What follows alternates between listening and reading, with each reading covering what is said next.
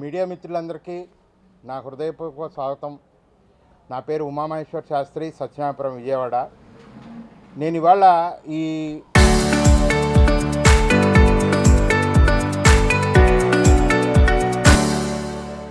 సమావేశం ఎందుకు పెడుతున్నానంటే, మా పూర్వీకుల ఆస్తి అయినటువంటి 325 గజాల స్థలాన్ని, సత్యనారాయణపురం విజయవాడలో ఉన్న స్థలాన్ని వైసీపీ వ్యక్తి అయిన పూనూరు గౌతమరెడ్డి ఎలా కబ్జా చేశాడు, ఏ విధంగా అక్రమ నిర్మాణాలు చేశాడు, అందులో అతని పాత్ర ఎంత, అతనికి సహకరించిన ఆఫీసర్ల పాత్ర ఎంత, నేను చేసిన పనులేంటి, గవర్నమెంట్ డిపార్ట్మెంట్ చుట్టూ తిరగడం, కోర్టుల చుట్టూ తిరగడం, నాకు వచ్చిన ఆర్డర్లు ఏంటి, అవి ఈ టీడీపీ గవర్నమెంట్లో 2024 సంవత్సరంలో టీడీపీ గవర్నమెంట్ వచ్చిన తర్వాత అమలు కాకపోవడం ఏంటి విచిత్రమైన విషయం. సో ఈ విషయాలన్నింటినీ ముందు తెలియజేసే ముందు మా ఫ్యామిలీ గురించి మీ అందరితో కొంచెం షేర్ చేస్తాను. మాది స్వాతంత్ర సమరయోధుల కుటుంబం అండి. విజయవాడ దగ్గర ఉయ్యూరు అని ఉంది, అక్కడ అగ్రహారికులం మేము. మా తాతయ్య గారు వచ్చి 400 ఎకరాలు, సుమారు ఇప్పటి మార్కెట్ వాల్యూ ప్రకారం 2000 కోట్లు విలువ చేసే స్థలాన్ని స్వాతంత్రోద్యమానికి ఖర్చు పెట్టిన వ్యక్తి. మా నాన్నగారు వచ్చి పీడబ్ల్యూడీలో ఆ రోజుల్లోనే డబల్ పోస్ట్ గ్రాడ్యుయేషన్, అంటే నేను చెప్పేది 1950s and 60sలో డబల్ పోస్ట్ గ్రాడ్యుయేషన్ లండన్లో చేసి ఇండియా వచ్చి ప్రకాశం గారు అప్పుడు చీఫ్ మినిస్టర్గా ఉన్నప్పుడు వివిధమైనటువంటి సివిల్ ఇంజనీరింగ్ ప్రాజెక్ట్స్లో వర్క్ చేసిన వ్యక్తి ఆయన. మన Krishna barrage architect, Nagarjuna Sagar architect. మమ్మల్ని గవర్నమెంట్ వారు కూడా 60 years ఫంక్షన్ అప్పుడు, బ్యారేజ్ ఫంక్షన్ అప్పుడు చంద్రబాబు నాయుడు గారు గౌరవించారు కూడా.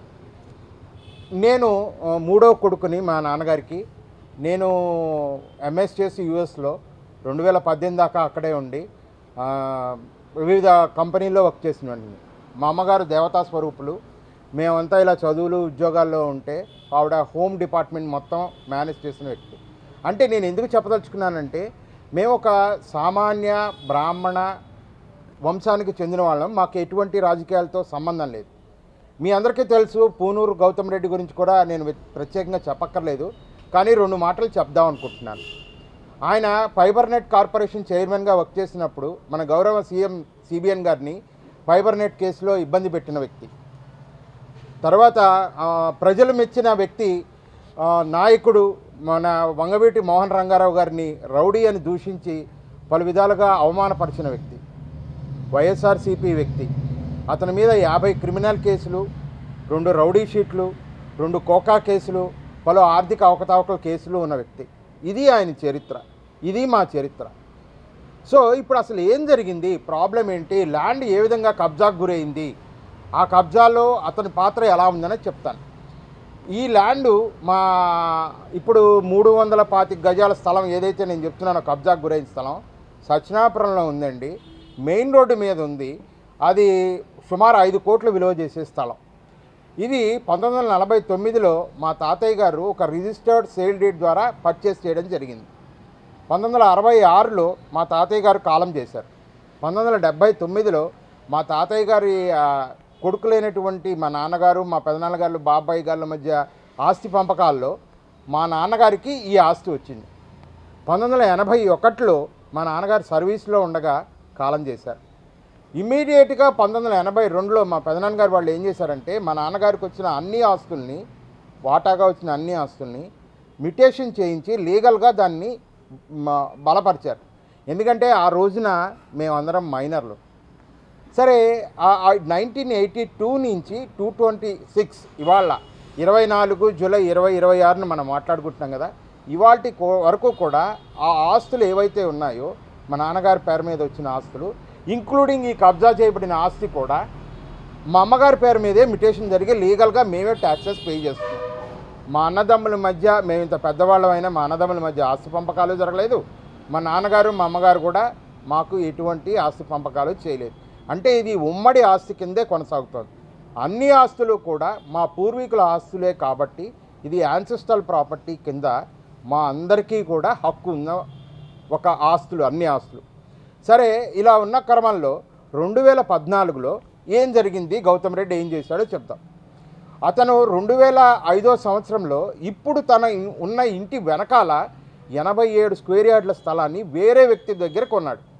ఆ ప్రాపర్టీతో కానీ ఆ ట్రాన్సాక్షన్తో కానీ మాకు ఎటువంటి సంబంధం లేదు.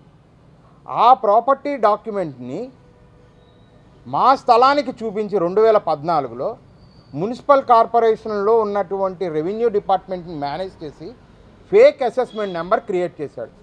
ఆ assessment number 17830 A for alphabet ఏ అనమాట. అంటే ఒక వేకెంట్ ల్యాండ్ ట్యాక్స్ క్రియేట్ చేసుకున్నాడు. అతను ఇచ్చినటువంటి అప్లికేషను, అతను ఇచ్చినటువంటి డాక్యుమెంట్సు అన్నీ నా దగ్గర ఉన్నాయి. నేను ఒక్కటి చెప్తున్నానండి, నేను ఇప్పుడు మీ అందరి ముందు మాట్లాడే ప్రతి విషయానికి ఒక డాక్యుమెంట్ వెరిఫికేషన్ నా దగ్గర ఉంది. సుమారు 2 బస్తాల డాక్యుమెంట్లు ఉన్నాయి 1949 నుంచి యాజ్ ఆన్ ఎస్టర్డే వరకు. నేను అన్నీ ప్రూవ్ చేయగలను. ఇది ఫస్ట్ ఆఫ్ ఆల్ ఇది ల్యాండ్ అన్న మ్యాటర్ కనిపించింది కదా, ఇది సివిల్ డిస్ప్యూట్ అనద్దు. It is a perfect systematic organised criminal conspiracy executed by Punuru Gautam Reddy. మీకు మంచి ఉదాహరణ చెప్తున్నాను. ఇవాళ తమ్మినేని సీతారాం గారు అక్కడ శ్రీకాకుళంలో ఆయన భూ కబ్జా చేశారని చెప్తున్నాయి, మనం పేపర్లో వింటాం కదా వారం రోజుల నుంచి. సేమ్ అదే స్టోరీని 2014లోనే మనవాడు గౌతమ్ రెడ్డి ఎగ్జిక్యూట్ చేశాడు మా మీద. ఇవాళ మరి తమ్మినేని సీతారాం గారిని అరెస్ట్ చేస్తున్నారు కదా, మరి గౌతమ్ రెడ్డిని ఇంకా అరెస్ట్ చేయట్లేదు. సేమ్ స్టోరీ కాపీ పేస్టే, ఇంకేం తేడా లేదు అక్కడ. సరే, ఇష్యూలోకి వస్తా. 2014లో అతను ఫేక్ అసెస్మెంట్ నెంబర్ క్రియేట్ చేశాడు. వెంటనే ఒక రేకుల షెడ్ వేసేసి దానికి ప్రాపర్టీ ట్యాక్స్ కింద మార్చుకున్నాడు. అంటే 17830 డిజిట్ 9 కింద మార్చాడు. సో ఈ ఫేక్ అసెస్మెంట్ నెంబర్ని తీసుకెళ్ళి పవర్ కార్పొరేషన్ వాళ్ళ దగ్గర ఏపీఎస్పీడీసీఎల్ వాళ్ళకి ఇచ్చి పవర్ కనెక్షన్ తెచ్చుకున్నాడు. అంటే ల్యాండ్ని కబ్జా చేశాడు, షెడ్ వేసాడు, ప్రాపర్టీ ట్యాక్స్ని కన్వర్ట్ చేశాడు, పవర్ కనెక్షన్ తెచ్చేసుకున్నాడు. మీరు అంటారు ఏం చేస్తున్నారు అని. దానికి మా అమ్మగారు 2000 సంవత్సరంలోనే ప్రహరీ గోడ కట్టి అందులో ఒక పాక ఉండేది, బర్మా టేకుతో కట్టిన పాక. అందులో పంతులు గారు అనే ఆయన వ్యక్తి ఇడ్లీలు అమ్ముకునేవారు. ఆయన ఫ్రీగా పెట్టారు ఆయన ఫ్యామిలీని. 2014లో మేము ఇండియాలో లేము. 98 నుంచి నేను ఇండియాలో లేను.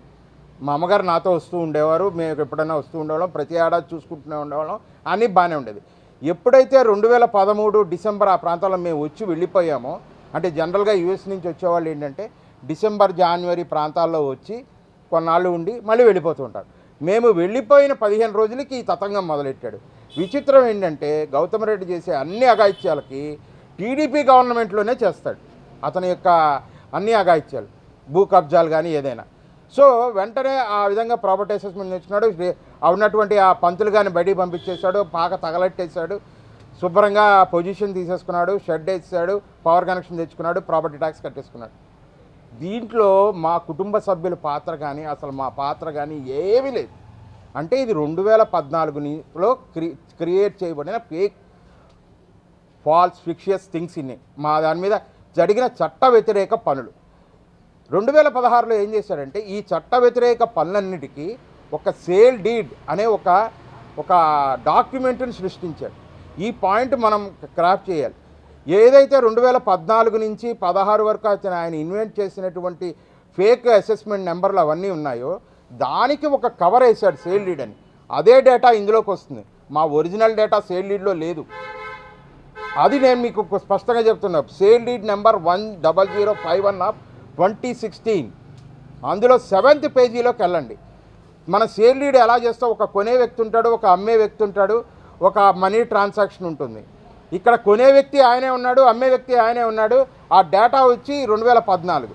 అంటే ఫేక్ డేటాని, ఇల్లీగల్ డేటాని లీగలైజ్ చేయడానికి ప్రయత్నం చేశాడు. మన సుప్రీంకోర్టు వారి ఆర్డర్ల ప్రకారం ఏంటంటే అసలు రూల్ పొజిషన్ ఏంటంటే ఒక సేల్ డీడ్ వలన ఓనర్షిప్ రాదు, ఓన్లీ టైటిల్ ట్రాన్స్ఫరే జరుగుతుంది.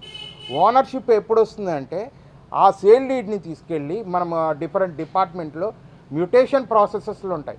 9 ప్లేసెస్లో మ్యూటేషన్ ప్రాసెస్ జరుగుతాయి, రెవెన్యూ, మున్సిపల్, ఇలా డిఫరెంట్ ప్లేసెస్లో. ఆ మ్యూటేషన్ ప్రాసెస్ ఫ్రేమ్వర్క్ మొత్తం కంప్లీట్ అయిన తర్వాతే అతనికి ఆ ల్యాండ్ మీద, ఆ ప్రాపర్టీ మీద రికార్డ్ ఆఫ్ రైట్స్ అంటారు. ఆ విధంగా ఓనర్షిప్ వస్తుంది. కానీ ఇక్కడ గౌతమ్ రెడ్డి చేసింది ఏంటి, అది జనరల్గా అందరూ ఫాలో అయ్యేది. అంటే ముందు సేల్ డీడ్ వస్తుంది, తర్వాత మ్యూటేషన్ వస్తుంది, తర్వాత అతను అనుభవిస్తాడు. కానీ ఇక్కడ గౌతమ్ రెడ్డి చేసింది ఏంటి, ముందు మ్యూటేషన్ చేశాడు ఫేక్ డాక్యుమెంట్స్తో, ఆ డేటాకి సేల్ డీడ్ క్రియేట్ చేశాడు. అంటే వాళ్ళు వైసీపీ వాళ్ళకి ఒక ఇది ఉంది కదా, రివర్స్ ఇంజనీరింగ్ అని.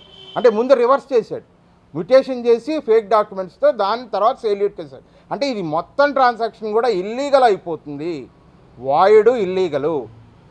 నేను మాట్లాడేది పక్కాగా మీకు చెప్తున్నాను, సుప్రీంకోర్టు ఆర్డర్ అది. సరే, ఆ ప్రాసెస్లో ఉండగా 2017లో మళ్ళీ మేము వచ్చాం. వచ్చిన వెంటనే ఈ తతంగం అంతా చూసాం. డిఫరెంట్ డిపార్ట్మెంట్లకి పిటిషన్స్ పెట్టుకున్నాం. మున్సిపల్ కార్పొరేషన్ వాళ్ళు ఎంక్వైరీ చేశారు, రెవెన్యూ కలెక్టర్ గారు ఎంక్వైరీ చేశారు, తర్వాత పోలీస్ డిపార్ట్మెంట్ వాళ్ళు ఎంక్వైరీ చేశారు. రెవెన్యూ డిపార్ట్మెంట్, కలెక్టర్ గారి కింద పనిచేసే రెవెన్యూ డిపార్ట్మెంట్ వాళ్ళు ఒక బెస్ట్ ఆర్డర్ ఇచ్చారు. ఈ ప్రాబ్లం సాల్వ్ అయ్యేంత వరకు పొజిషన్ తీసేసుకోండి, తర్వాత డాక్యుమెంట్స్ని సీజ్ చేయండి, ప్రాపర్టీని సీజ్ చేయండి. అప్పుడున్నటువంటి జాయింట్ కలెక్టర్ గారు లేడీ ఆవిడ క్లియర్ కట్ ఆర్డర్ ఇచ్చేసింది. ఆవిడ అన్నీ ఎంక్వైరీ చేసి బిఎంసీలో అప్పుడు నివాస్ గారు అని కమిషనర్ గారు ఉండేవారు. ఆయన మా దగ్గర డాక్యుమెంట్స్ తీసుకున్నారు, నోటీస్ ఇచ్చి, గౌతమ్ రెడ్డికి నోటీస్ ఇచ్చి డాక్యుమెంట్ తీసుకున్నారు. 3 కమిటీలను వేశారు, విజయవాడతో సంబంధం లేని ఒక కమిటీని కూడా వేశారు ఆయన. తర్వాత పోలీస్ డిపార్ట్మెంట్ ఎంక్వైరీ రిపోర్ట్ తీసుకున్నారు. ఇవన్నీ కూడా లీగల్ ప్రాసెస్ చేసి ఆయన 24/2/2018 ఒక ప్రొసీడింగ్స్ 6 పేజీల ప్రొసీడింగ్స్ని రిలీజ్ చేశారు. ఇందులో ఆ ప్రొసీడింగ్స్లో 9వ పేరా, 10వ పేరా, 11వ పేరా చాలా ఇంపార్టెంట్. 9వ పేరాలో ఏం చేశారంటే 2014లో గౌతమ్ రెడ్డి క్రియేట్ చేసిన ఫేక్ అసెస్మెంట్ నెంబర్లన్నింటినీ కూడా క్యాన్సిల్ చేసి మా ఒరిజినల్ అసెస్మెంట్ నెంబర్ని కంటిన్యూ చేయమన్నారు. అంటే 2014 నుంచి 2018 వరకు ఏం జరిగింది? మేము ఒరిజినల్ ట్యాక్సెస్ కడుతున్నాం, అతను ఫేక్ ట్యాక్సెస్ కడుతున్నాడు. 2018లో ఏం చేశారు? ఈ ఆర్డర్తో అతను దాన్ని క్యాన్సిల్ చేశారు, ఫేక్ ఇన్వెంట్ చేసినవి మమ్మల్ని కంటిన్యూ చేయమంటున్నారు. అంటే 2018 నుంచి 2026 వరకు, యాజ్ ఆన్ టుడే వరకు కూడా మేమే ట్యాక్సెస్ కడుతున్నాం. ఈ విధంగా ఆయన ఒక ఆర్డర్ ఇచ్చారు. గౌతమ్ రెడ్డి ఏం చేశాడు? ఈ ప్రాసెస్ జరుగుతూ ఉండగా 325 గజాలకే ఆయన ఏదైతే సేల్యూట్ క్రియేట్ చేశాడో అందులో 202 స్క్వేర్ యార్డ్స్ స్థలానికి భార్య పేరు మీద గిఫ్ట్ డీడ్ ఇచ్చేశాడు. తర్వాత 23 స్క్వేర్ యార్డ్స్కి మున్సిపల్ కార్పొరేషన్కి ఒక గిఫ్ట్ డీడ్ ఇచ్చి రోడ్ వైండింగ్ ఇచ్చాడు. ఈ ప్రాసెస్ నడిచి పోలీసులు ఎంక్వైరీగా అన్ని డిపార్ట్మెంట్లు యాక్టివ్గా పనిచేస్తున్న టైంలో తను G+3 బిల్డింగ్కి 23-37-8 అనే డోర్ నెంబర్ని వాడేసుకుని, అతనిది కాదది, ఎవరిదో డోర్ నెంబర్ వాడేసుకుని ఒక ఫేక్ పద్ధతిలో, ఫ్రాడ్లెంట్ పద్ధతిలో మున్సిపల్ కార్పొరేషన్ నుంచి బిల్డింగ్ ప్లాన్ తెచ్చుకున్నాడు. ఇమ్మీడియట్గా మేము అది కూడా అప్రోచ్ అయితే ఆ బిల్డింగ్ ప్లాన్ కూడా ఆయన క్యాన్సిల్ చేశారు. అంటే ఆయన ఫేక్ అసెస్మెంట్ని క్యాన్సిల్ చేశారు, బిల్డింగ్ ప్లాన్లు క్యాన్సిల్ చేశారు, మాది కంటిన్యూ చేయమన్నారు. ఈ ల్యాండ్ గొడవలు తీరేంత వరకు కావాలంటే సివిల్ కోర్టుకి వెళ్ళమని ఇద్దరికే ఆర్డర్ ఇచ్చారు. ఆయన సివిల్కి వెళ్ళలేదు, నేను సివిల్కి వెళ్ళలేదు, ఎందుకంటే నాకు ఫేవర్గా వచ్చింది order. And as of today ఆయన 24/2/2018 ఇచ్చినటువంటి మున్సిపల్ కమిషనర్ గారు ఇచ్చినటువంటి ఆర్డర్ ఏదైతే ఉందో యాజ్ ఆన్ టుడే 24 జూలై 2026 వరకు కూడా అది లైవ్లోనే ఉంది. That is in force. అతనికి ఆ ఆర్డర్ని ఎక్కడా సెట్ చేయబడలేదు. తర్వాత నెక్స్ట్ వస్తా. ఇప్పుడు ల్యాండ్ గొడవ అయిపోయింది కదండి. ల్యాండ్ డిస్ప్యూట్లో మాకు ఫేవర్గానే వచ్చాయి కదా. పోలీస్ వారు కూడా ఎంక్వైరీ చేశారు కదా, వాళ్ళు ఛార్జ్షీట్ వేశారు. ఈ ఎఫ్ఐఆర్ నెంబర్ వచ్చి 639/2070 సత్యనాపురం PS విజయవాడ. దీని ఛార్జ్షీటు 4th ACMM కోర్టులో CC నెంబర్ 4420/2018. అందులో వాళ్ళు పలు సెక్షన్లు పెట్టి అందులో 120D(b) సెక్షన్ కూడా పెట్టారు. అంటే ఏ విధంగా ఇందులో ఫ్రాడ్ జరిగింది, ఫాల్స్ డాక్యుమెంట్స్, ఇవన్నీ కూడా వాళ్ళు క్లియర్గా మెన్షన్ చేస్తూ ఛార్జ్షీట్ వేశారు. ఆ ప్రాసెస్లో 2-3 ఛార్జ్షీట్లు వేశారు మొత్తం మ్యాటర్ అందులోకి రావాలని. సో పోలీస్ వాళ్ళ పని వాళ్ళు చేశారు, కలెక్టర్ గారి దగ్గర ఉన్నటువంటి రెవెన్యూ డిపార్ట్మెంట్ వాళ్ళ పని వాళ్ళు చేశారు, మున్సిపల్ కమిషనర్ ఆయన పని ఆయన చేశాడు. ఇమ్మీడియట్గా ఏం చేశాడు? ఎప్పుడైతే తనకి ఫేవర్గా లేదు అనుకున్నాడో హైకోర్టుకి అప్రోచ్ అయ్యాడు. ఫస్ట్ కేసు రిట్ పిటిషన్ 7465/2018 వేశాడు ఆయన. అందులో ఆయన అడిగింది ఏంటంటే కమిషనర్ గారు ఆర్డర్ని సెట్ చేయమన్నాడు. ప్లస్ మేము ఏదైతే కోరామో వెంటనే ఆర్డర్ వచ్చిన వెంటనే, సార్ మా ల్యాండ్లో మేము కన్స్ట్రక్షన్ ఏం చేయలేదు, మాది వేకెంట్ ల్యాండే, అక్కడ ఒక రేకుల షెడ్ ఉంది, దయచేసి దాని మీద తగు చర్యలు తీసుకోండి అంటే ఆయన వెంటనే డిమాలిషన్ నోటీస్ 452(1) ఇచ్చాడు ఆయన. ఈ రెండింటిని అంటే కమిషనర్ ఆర్డర్ని, డిమాలిషన్ నోటీస్ని సెటిస్ఫైడ్ చేయమని ఫస్ట్ రిట్ పిటిషన్ 7465/2018 వేస్తే అక్కడ ఒకటే పాయింట్ వచ్చింది. మా లాయర్ గారు అడిగింది, 2014లోను నువ్వు ఓనర్షిప్ క్లెయిమ్ చేస్తున్నావా, 2016లో ఆ ల్యాండ్ మీద ఓనర్షిప్ క్లెయిమ్ చేస్తున్నావా? ఎందుకంటే 2014లోనే మిటేషన్ జరిగి అతని పేరు మీద ట్యాక్సెస్ కడుతున్నావు కాబట్టి నువ్వు 2014 లేదు 2016 ఎందుకంటే నువ్వు సేల్ డీడ్ 2016 చూపిస్తున్నావు. ఏది కరెక్టు? అది ఒప్పుకుంటే ఇది ఒప్పుకుంటే అది. లాక్ అయిపోయాడు ఆయన. ఒకటే పాయింట్. దాంతో ఏం చేశాడు? విత్డ్రా చేసుకున్నాడు. కానీ ఈ విషయం తెలుసుకున్న జడ్జి గారు వెంటనే డిమాలిషన్ చేసి మాకు సరెండర్ చేయమని ఆయన క్లియర్ కట్ ఆర్డర్స్ ఇచ్చాడు. కానీ ఏదండి, ప్రభుత్వ అధికారులు ఏరి పని చేయరు కదా, నెత్తి మీద పెట్టుకుని ఊరేగుతారు కదా. గవర్నమెంట్ డిపార్ట్మెంట్లో, అందులో టీడీపీ గవర్నమెంట్లో ఐఏఎస్ని ఐపీఎస్ని చుట్టూ పెట్టుకు తిరుగుతారు కదా బాబు గారు. వాళ్ళు చెప్పిందే వేదం అని నమ్ముతారు కదా. ప్రజలు నష్టపోతున్నా బాధించుకోరు కదా. ఏం చేయబట్టారు మమ్మల్ని ఇక్కడ? ఒక సామాన్య బాలవుడు ఎంత దూరం పోగలగలడు? ఆర్డర్ ఇంప్లిమెంట్ చేయలే. ఇమ్మీడియట్గా ఏమైంది, అతని భార్య పేరు మీద రెండో రిట్ పిటిషన్ వేశాడు, ఎప్పుడైతే తనకు ఆర్డర్ రాలేదని. దాన్ని కూడా స్టేటస్ కో మెయింటైన్ చేయమని ఇంకా హైకోర్టు వారు ఇచ్చారు. అది రిట్ పిటిషన్ 31977/2018. మీరు చూసుకోవచ్చు, నేను నెంబర్తో సహా చెప్తున్నా.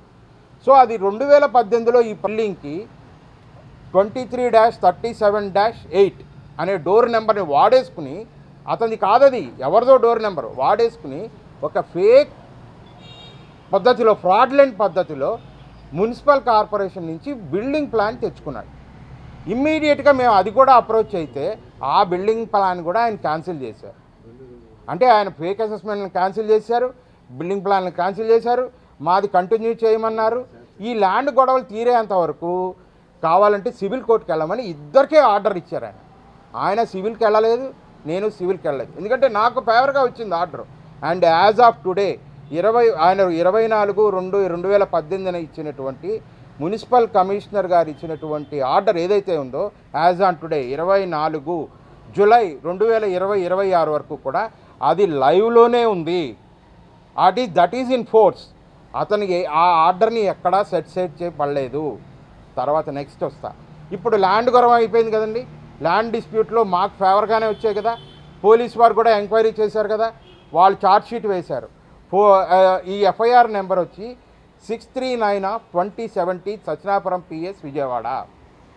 దీని ఛార్జ్షీటు 4th ACMM కోర్టులో సీసీ నెంబర్ 4420/2018. అందులో వాళ్ళు సెక్షన్లు పెట్టి అందులో 120D(b) సెక్షన్ కూడా పెట్టారు. అంటే ఏ విధంగా ఇందులో ఫ్రాడ్ జరిగింది, ఫాల్స్ డాక్యుమెంట్స్ ఇవన్నీ కూడా వాళ్ళు క్లియర్గా మెన్షన్ చేస్తూ ఛార్జ్షీట్ వేశారు. ఆ ప్రాసెస్లో 2-3 ఛార్జ్షీట్లు వేశారు మొత్తం మ్యాటర్ అందులోకి రావాలని. సో పోలీస్ వాళ్ళ పని వాళ్ళు చేశారు, కలెక్టర్ గారి దగ్గర ఉన్నటువంటి రెవెన్యూ డిపార్ట్మెంట్ వాళ్ళ పని వాళ్ళు చేశారు, మున్సిపల్ కమిషనర్ ఆయన పని ఆయన చేశాడు. ఇమ్మీడియట్గా ఏం చేశాడు, ఎప్పుడైతే తనకి ఫేవర్గా లేదు అనుకున్నాడో హైకోర్టుకి అప్రోచ్ అయ్యాడు. ఫస్ట్ కేసు రిట్ పిటిషన్ 7465/2018 వేశాడు ఆయన. అందులో ఆయన అడిగింది ఏంటంటే కమిషనర్ గారు ఆర్డర్ని సెటిస్ఫైడ్ చేయమన్నాడు. ప్లస్ మేము ఏదైతే కోరామో వెంటనే ఆర్డర్ వచ్చిన వెంటనే, సార్ మా ల్యాండ్లో మేము కన్స్ట్రక్షన్ ఏం చేయలేదు, మాది వేకెంట్ ల్యాండే, అక్కడ ఒక రేకుల షెడ్ ఉంది, దయచేసి దాని మీద తగు చర్యలు తీసుకోండి అంటే ఆయన వెంటనే డిమాలిషన్ నోటీస్ 452(1) ఇచ్చాడు ఆయన. ఈ రెండింటిని అంటే కమిషనర్ ఆర్డర్ని, డిమాలిషన్ నోటీస్ని సెటిస్ఫైడ్ చేయమని ఫస్ట్ రిట్ పిటిషన్ 7465/2018 వేస్తే అక్కడ ఒకటే పాయింట్ వచ్చింది. మా లాయర్ గారు అడిగింది, 2014లోను నువ్వు ఓనర్షిప్ క్లెయిమ్ చేస్తున్నావా, 2016లో ఆ ల్యాండ్ మీద ఓనర్షిప్ క్లెయిమ్ చేస్తున్నావా? ఎందుకంటే 2014లోనే మిటేషన్ జరిగి అతని పేరు మీద ట్యాక్సెస్ కడుతున్నావు కాబట్టి నువ్వు 2014 లేదు 2016 ఎందుకంటే నువ్వు సేల్ డీడ్ 2016 చూపిస్తున్నావు. ఏది కరెక్టు? అది ఒప్పుకుంటే ఇది ఒప్పుకుంటే అది. లాక్ అయిపోయాడు ఆయన. ఒకటే పాయింట్. దాంతో ఏం చేశాడు? విత్డ్రా చేసుకున్నాడు. కానీ ఈ విషయం తెలుసుకున్న జడ్జి గారు వెంటనే డిమాలిషన్ చేసి మాకు సరెండర్ చేయమని ఆయన క్లియర్ కట్ ఆర్డర్స్ ఇచ్చాడు. కానీ ఏదండి, ప్రభుత్వ అధికారులు ఏరి పని చేయరు కదా, నెత్తి మీద పెట్టుకుని ఊరేగుతారు కదా గవర్నమెంట్ డిపార్ట్మెంట్లో. అందులో టీడీపీ గవర్నమెంట్లో ఐఏఎస్ని ఐపీఎస్ని చుట్టూ పెట్టుకు తిరుగుతారు కదా బాబు గారు. వాళ్ళు చెప్పిందే వేదం అని నమ్ముతారు కదా, ప్రజలు నష్టపోతున్నా బాధించుకోరు కదా. ఏం చేయబట్టారు మమ్మల్ని ఇక్కడ? ఒక సామాన్య బాలవుడు ఎంత దూరం పోగలగలడు? ఆర్డర్ ఇంప్లిమెంట్ చేయలే. ఇమీడియట్గా ఏమైంది, అతని భార్య పేరు మీద రెండో రిట్ పిటిషన్ వేశాడు, ఎప్పుడైతే తనకు ఆర్డర్ రాలేదని. దాన్ని కూడా స్టేటస్ కో మెయింటైన్ చేయమని ఇంకా హైకోర్టు వారు ఇచ్చారు. అది రిట్ పిటిషన్ 31977/2018. మీరు చూసుకోవచ్చు, నేను నెంబర్తో సహా చెప్తున్నా. సో అది 2018లో ఈ ప్రాసెస్ నడుపుతున్నప్పుడు వెంటనే మనకి ఎలక్షన్స్ వచ్చాయి. అందరు ఆఫీసర్లు ఎలక్షన్ మూమెంట్లోకి వెళ్ళిపోయారు. నీకు కావాలంటే కంటెంప్ట్ ఆఫ్ ది కోర్ట్ వేసుకొని మేము మీకు ఏం సహాయం చేయమని డెలిబరేట్గా చెప్పేశారు వాళ్ళు. సరే మేము కూడా నోరు మూసుకున్నాం, ఎందుకంటే మేము సామాన్య మానవులం కదండి. మా దగ్గర రౌడీజం లేదు, మాకు పొలిటికల్ బ్యాకప్ లేదు, మా గాడ్ ఫాదర్స్ లేరు, మా దగ్గర డబ్బులు లేవు, 1000 కోట్లు 100 కోట్లు. ఇంతకన్నా ఏం చేయలేను సామాన్య మానవుడు. అందులో బ్రాహ్మణ అంతకన్నా ఏం చేయలేడు. బ్రాహ్మణ అంటే అందరికీ చిన్న చూపే కదా, పుట్టిన దగ్గర నుంచి చచ్చేదాకా బ్రాహ్మడే కావాలి. కానీ బ్రాహ్మణ అంటే చిన్న చూపే ఏ గవర్నమెంట్కైనా. విధి లేని పరిస్థితుల్లో నోరు మూసుకుని కూర్చున్నాం. 2019లో గవర్నమెంట్ మారింది. గవర్నమెంట్ మారిన వెంటనే 2 ఇన్సిడెంట్స్ జరిగిపోయాయి వైసీపీ గవర్నమెంట్లో. ఫస్ట్ మర్డర్ అటెంప్ట్ నా ఇంట్లో జరిగింది, నా ముందు. రైట్ ఐ నా మీద ఆ తప్పించుకునే క్రమంలో రైట్ ఎఫెక్ట్ అయింది. ఇవాళకి కూడా నా రైట్ అయితే నేను సరిగా చూడలేను. కావాలంటే నేను ఎవిడెన్స్లన్నీ మీ ముందు ఉంటాను. వెంటనే నేను అప్పుడు డీసీపీ అప్పలనాయుడు గారు పేర్లతో సహా చెప్తున్నా, బ్లడ్ ఇలా కారుతూ ఉంటే డీసీపీ అప్పలనాయుడు గారి దగ్గరికి వెళ్ళి పిటిషన్ ఇచ్చా. ఆయన ముందు ఎల్వి ప్రసాద్ హాస్పిటల్కి పంపించి ప్రైమరీ ట్రీట్మెంట్ చేయించి నువ్వు ఇక్కడ ఉంటే బతికుండవు వెళ్ళిపో అని మమ్మల్ని ఇక్కడి నుంచి తరిమేశారు ఆయన. వెంటనే ఆయన ఏం చేశాడు, రెండో పని గౌతమ్ రెడ్డి, ఇప్పుడు joint director prosecutions Rajendra Prasad అని ఒక ఆయన ఉన్నాడు, వీరగంధన్ రాజేంద్ర ప్రసాద్ అని. ఆయన ద్వారా ఏంటంటే నా మీద ఒక క్రిమినల్ కేసు ఫైల్ చేయించాడు గౌతమ్ రెడ్డి. ఐపీసీ 353 సెక్షన్ ప్రకారం, అంటే నేను గవర్నమెంట్ ఆఫీసర్స్ని ఇంకెవరిని టచ్ చేయకూడదని బెదిరించడానికి. ఐపీసీ 353 సెక్షన్ అది. గవర్నమెంట్ ఆఫీసర్స్ వాళ్ళ విధి నిర్వహణలో ఉండగా నేను వాళ్ళని ఇబ్బంది పెడితే ఆ సెక్షన్ అట్రాక్ట్ అవుతుందన్నమాట. ఆ కేసు పెట్టించాడు. కానీ పని మాత్రం జరగట్లా. ఏమన్నా గౌతమ్ రెడ్డి ఏమన్నా తక్కువడా? ఆయనది 50 క్రిమినల్ కేసులు ఉన్నాయి కదా. ఫైబర్ నెట్ కేసులో మన సీఎం గారిని ఇబ్బంది పెట్టాడు కదా. ఫైబర్ నెట్ కేసులో అక్రమాలు జరిగాయని విజిలెన్స్ వాళ్ళు నిర్ధారించారు కదా. ఆ నిర్ధారించిన జీవీ రెడ్డి వచ్చి టీవీ ముఖంగా చెప్పాడు కదా. చెప్పినందుకు కానీ ఆయన ఉద్యోగం ఊడపీకి మూల కూర్చోబెట్టారు కదా. 600 పైగా ఉద్యోగాలు క్వాలిఫికేషన్ లేకుండా ఆయన నియమించాడని 1400 కోట్లు అక్రమాలు జరిగాయని చెప్పాడు కదా. ఏం జరిగింది సార్ అది? ఏమన్నా అతను గొప్ప విషయం ఏంటంటే 2014 నుంచి 19 వరకు ఎప్పుడైతే టీడీపీ గవర్నమెంట్ ఉందో అక్కడ అతను యాక్టివ్గా ఉన్నాడు, అతనికి సహాయం చేసేవాళ్ళు సహాయం చేశారు. 2024 నుంచి మళ్ళీ ఎప్పుడైతే తెలుగుదేశం గవర్నమెంట్ వచ్చిందో మళ్ళీ యాక్టివ్ అయిపోయాడు, మళ్ళీ భూ కబ్జాలు చేసేసాడు, నా మీద ధైర్యంగా అటెంప్ట్ మర్డర్ చేసేసాడు, మళ్ళీ మన్నీ మొదలెట్టాడు. అంటే ఏంటనుకోవాలి, అతను ఏమైనా వైసీపీ నాయకుడు అయినప్పటికీ టీడీపీకి దత్తపుత్రుడు అనుకోవాలా? లేకపోతే మీ ప్రాక్సీ అనుకోవాలా? మమ్మల్ని బతకనివ్వరా? రేపు మళ్ళీ 29లో మీ గవర్నమెంట్ పోయిందంటే మీ చేతకానితనం అనుకోవాలా, లేకపోతే వాళ్ళ సమర్థత అనుకోవాలా? ఏమనుకోవాలి చెప్పండి సార్. ఇంతకన్నా కంఠశోష ఎవడు పడగలడు? ఒక నార్మల్ వ్యక్తి కంప్యూటర్స్ చదువుకుని ఎక్కడో హాయిగా గ్రీన్ కార్డు హోల్డర్గా బతకవలసిన వాడు ఆ పక్కన పెట్టి ఆ ప్రాసెస్లన్నీ తాత ముత్తాతల ఆస్తుల కోసం సెంటిమెంట్ కోసం రోడ్ల మీద పడేడుస్తుంటే 31/1/2021లో మా అన్నయ్య గారు, రెండో అన్నయ్య గారు రవి గారు పోతే 3 రోజులు అతను అంతిమ సంస్కారాలు చేయనీయకుండా గౌతమ్ రెడ్డి అడ్డుపడ్డాడు. ఎంత బాధేస్తుంది! ఎందుకు అతను మీద చర్య తీసుకోలేకపోతున్నారు? ఏం చెయ్యాలి మేము? మా డాక్యుమెంట్లో ఏ తప్పు జరగండి చెప్పండి. అతని దగ్గర మీ లోపాయికారి అండర్స్టాండింగ్ ఏంటి చెప్పండి.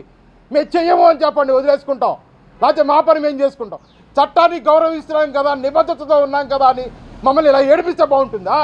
రేపొద్దున నేను చట్ట వ్యతిరేక పనులు చేస్తే ఎవడు దానికి ఇది అవుతాడు? మీరే, మీ గవర్నమెంటే. ఒక బాంబును తయారు చేయడం గొప్ప విషయం కాదు. చాట్ జీపీటీలోకి వెళ్ళి బాంబు తయారు చేయడం ఎలా అంటే అదే ఇచ్చేస్తుంది మొత్తం కంటెంట్స్తో సహా. ఒక విద్రోహ శక్తిని మారాడంటే ఎవరు అవుతారు కారణం? మీరు కారా? నా గురించి తెలియని వాళ్ళు ఎవరున్నారు? పోలీస్ డిపార్ట్మెంట్లో అందరికీ తెలుసు, రెవెన్యూలో అందరికీ తెలుసు, మున్సిపల్ కార్పొరేషన్ నారాయణ గారు ఒకనొక సందర్భంలో ఒక పెళ్లిలో నేను కలిసినప్పుడు మన మున్సిపల్ మినిస్టర్ నారాయణ గారు నమస్కారం సార్ అంటే, శాస్త్రి గారు బాగున్నారా, మీ విషయం మొత్తం తెలిసండి అన్నారు. మీకేం తెలియదు సార్, అబద్ధాలు చెప్తున్నానన్న. 2014లో అతను ఫేక్ డాక్యుమెంట్లు, 2016లో అతను ఫేక్ సేల్ డీడు, 2023లో అతని అక్రమ నిర్మాణం, చాలా 3 పాయింట్లు నీకు చెప్తున్నా అన్నారు. మరి ఏదండి యాక్షన్ ఏదండి భూమి మీద? నారాయణ గారు అంటే ఎవరైనా మనందరికీ తెలుసు కదా. ఆయన ఇప్పుడు అమరావతిని నిర్మిస్తున్నాడు. He's an architect of Amaravati కదా. మరి అటువంటి వ్యక్తికి నా విషయం గుర్తుంది కదా. మరి భూమి మీద ఏం మారిందండి? ఏం రియాలిటీ జరిగిందండి? నాకు న్యాయం ఎలా చేస్తారు? ఎందుకు చేయట్లేదు? నా దగ్గర ఉన్న డాక్యుమెంట్స్కి ఎందుకు రియాక్ట్ అవ్వట్లేదు? నేను చెప్పిన సమస్యలకి, నేను సూచించిన సమస్యలు ఎందుకు పరిష్కరించట్లేదు? అదే చెప్పాను కదా, 46 పీజీఆర్ఎస్ కంప్లైంట్లు పెట్టాను. ఒక్క సమస్యను కూడా ఎందుకు పరిష్కరించలేకపోతున్నారు? ఆఫీసర్లో ఉన్న ప్రాబ్లం ఏంటి? నా దగ్గర ఏం కావాలో చెప్పండి. ఇంకా నా రక్తం కావాలా, నా మాంసం కావాలా? 9 ఏళ్ళ నుంచి పోరాడుతున్నా నేను. ఇది ముఖ్యమంత్రి గారి దృష్టికి తీసుకెళ్తున్నా, మిమ్మల్ని ప్రార్థిస్తున్నా. నా బాధని తీసుకోండి తప్ప నా లాంగ్వేజ్ని కాదు. ఒక సాధారణ వ్యక్తి హ్యాపీగా గడుపుతున్న లైఫ్ని చిన్న భిన్నం చేసేస్తే, అతను తన లైఫ్ని పక్కన పెట్టి ఒక పోరాటం చేస్తుంటే, పోరాటంలో గెలుచైన ఆ గెలుపుని ముందుకు పోనీయకుండా సిస్టమ్స్ అడ్డుపడుతుంటే అతని మానసిక పరిస్థితి ఇలాగే ఉంటుంది. నాలాంటి వాళ్ళే ఇలా మారుతారు. నాకు ఏం అవసరం అంటే, మేమంతటా మేము ఎక్కడో ఉద్యోగాలు చేసుకుంటూ పొట్ట నింపుకుంటూ ఉంటే, ఎవడి ఆస్తులు ఎవడు కొట్టేస్తున్నా, ఎవడి పెళ్ళాలని ఎవడు ఎత్తుకుపోతున్నా, ఎవడి మొగుళ్ళని ఎవరు ఇచ్చేసుకుంటున్నా మేము మెదలకుండా ఊరుకోవాలా? ఇవాళ కాకరుచి ఇది ఇంత స్ట్రగుల్ ఎందుకు వచ్చింది? నాలాంటి వాళ్ళే వస్తారు. నేనే రేపు చేస్తానేమో. అందుకని నా వినవి ఒకటి, నా డాక్యుమెంట్లు అందరూ చూడండి, అతను కూడా చూడండి. చట్ట ప్రకారం ఏ రూల్, ఏ సెక్షన్ ప్రకారం ఏం చేయగలరో నేను చెప్తా. నోటితో చెప్పేయగలను, నేను అంత చదివేశాను. చెయ్యండి, లీగల్ ఫ్రేమ్వర్క్లోనే చేయండి. చట్ట వ్యతిరేక పని నేను ఏది అడగట్లేదు. ఇప్పటికిప్పుడు వెళ్ళి బిల్డింగ్ కొట్టేయండి అనట్లా. ఆక్యుపెన్సీ సర్టిఫికేట్ లేకుండా ఎవరు పొజిషన్ తీసుకోకూడదు. ఇవాళ అతను అందులో 3 అంతస్తులు కట్టాడు. ఫస్ట్ ఫ్లోర్లో అతను ఆఫీస్ నడుపుతున్నాడు, సెకండ్ ఫ్లోర్లో కూతురు క్లినిక్ నడుపుతున్నాడు. ఎందుకు అతన్ని యాక్సెప్ట్ చేస్తున్నారు? సామాన్య వ్యక్తి అలా చేస్తే ఊరుకుంటారా? ఆక్యుపెన్సీ సర్టిఫికేట్ లేకుండా ప్రాపర్టీని సీజ్ చేయొచ్చు. నేను చెప్తుంది కాదు, హైకోర్టు హానరబుల్ జడ్జి లక్ష్మణరావు గారు మొన్న రీసెంట్గా ఒక నెలల క్రితం ఒక ఎంఆర్ఓని తిట్టాడు. ఒక MRO can seize unauthorised construction. మీరు సీజ్ చేయండి ముందు. ఫస్ట్ అతను ఆ ప్రాపర్టీలోంచి బయటికి లాగి సీజ్ చేయండి, తర్వాత మాట్లాడదాం. అతను 2 రకాల డోర్ నెంబర్లు వాడాడు తన కాగితాల్లో. 23-37-8 అతనిది కాదు, 23-34-36 అతనిది కాదు. అంటే అతను ఎవడెవడిగో డోర్ నెంబర్లు వాడేస్తాడు, ఎవడెవడో ప్రాపర్టీ నెంబర్లు వాడేసుకుంటాడు, ఎవడెవడో ఎస్ఎస్ నెంబర్లు వాడేస్తాడు. అన్ని విషయాలు అందరు రిపోర్ట్ల ద్వారా నాకే చెప్పారు. ఇవన్నీ నీకు ఎలా తెలుసు అనుకుంటారేమో. ఇందులో ఇదిగోండి, డిఫరెంట్ గవర్నమెంట్ డిపార్ట్మెంట్లు ఇచ్చిన కాగితాలు. ఇది ఊరికే శాంపిల్. ఇవన్నీ ఇలాంటివి 2 బస్తాలు ఉన్నాయి శాంపిల్. మరి ఎందుకు కాగితాలు ఇవ్వడం నాకేంటండి ఉపయోగం? నా ఇంట్లో ఊరికే ఇది తప్ప, స్పేస్ వేస్ట్ తప్ప. అది గ్రౌండ్ రియాలిటీగా ఎప్పుడు మారుతుంది? తాట తీస్తాం, తోలు తీస్తాం, తోకాలు కత్తరిస్తామని పెద్ద పెద్ద డైలాగులు చెప్తారు. కానీ కనీసం మీరు తోక తీయొద్దు సార్, తోక మీద ఉన్న వెంట్రుక తీయద్దు, చాలు, మేము సంతోషిస్తాం. నా మనవి ఏంటంటే, నాకు న్యాయం ఎప్పుడు జరుగుతుంది? ఇదిగోండి 3 వాక్యాల్లో చెప్పగలిగాను నేను. వైసీపీ వ్యక్తి 5 కోట్ల కబ్జా చేశాడు, G+3 బిల్డింగ్ కట్టాడు, నా మీద 3 హత్యా ప్రయత్నాలు చేశాడు. హైకోర్టు, సుప్రీంకోర్టు ఆర్డర్స్ కూడా నాకు ఫేవర్గా ఉన్నాయి. కానీ నాకు గ్రౌండ్ రియాలిటీలో ఏం కనిపించట్లా. నాకెప్పుడు నాకు న్యాయం చేస్తారు చెప్పండి. నేను న్యాయం చేయబడానికి గల కారణాలు వివరించా. దాన్ని మీరు ఎలా ఎప్పుడు సరిచేస్తారో చెప్పండి. నా దగ్గర ఏమైనా తప్పుందా? మళ్ళీ చెప్తున్నా, పాయింట్ బ్లాంక్లో సెక్రటేరియట్ ముందు నన్ను ఎన్కౌంటర్ చేయండి. I'm happy.